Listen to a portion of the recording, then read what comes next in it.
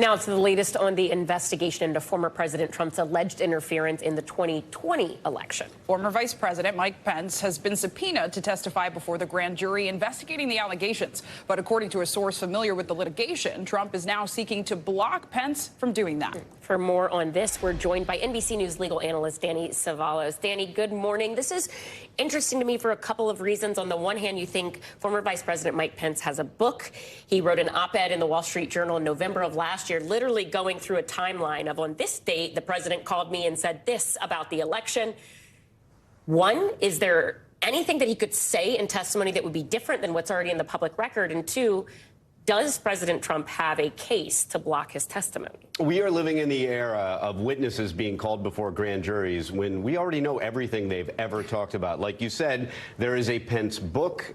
There is plenty of information out there. Last summer, the January 6th committee gave us not only information about what happened on January 6th, but testimony from everybody on down the chain of command. I feel like, generally speaking, we have a pretty good bead on anything Pence would say. But you talk about Trump appealing this decision. The odds are slim that he will prevail because courts have generally rejected his privilege arguments, the idea that anything that Pence and Trump talk about is necessarily privileged. On the one hand, privilege does normally attach more strongly to higher-ups, and you don't get much more higher up than the president and the vice president. But on the other hand, Trump has repeatedly tried to expand the notion of privilege to areas that it just doesn't necessarily apply to.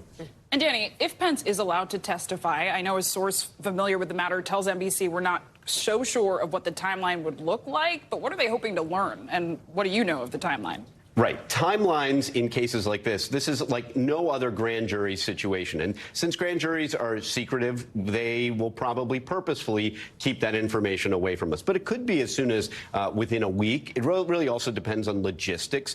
Grand juries and prosecutors will often accommodate people if they have some scheduling issues. They will especially accommodate the former vice president of the United States with any scheduling issues he may have. So these are all leading us towards what will he say. And again, I don't know that we're going to learn anything new from Mike Pence. Even if there is something that he has kept back that we don't know about, it probably won't apply in the context of privilege because for no other reason that Pence and Trump were nowhere near each other on the day of January 6th. Yes, they may have had Oval Office conversations beforehand in which Trump may have said something really silly about what he thought Pence could do. But I rather think, again, I come back to we've already heard it all.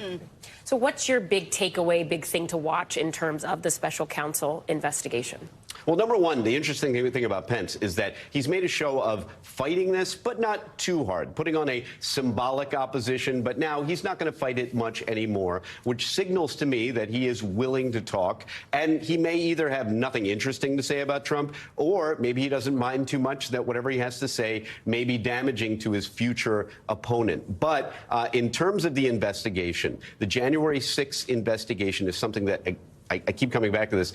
Is there anything left that we don't really know about January 6th? It was maybe the most video and photographed event in American history. So we know what happened on the front line, so to speak. Sorry to be glib. But in terms of what the higher-ups said to each other, Trump, Pence, everybody else, we've got a pretty good feel. There could be some bombshell testimony that we don't know about. But I wouldn't be surprised if we weren't surprised about anything. All right. Danny Cevallos, thank you. Thank you. Thanks for watching our YouTube channel. Follow today's top stories and breaking news by downloading the NBC News app.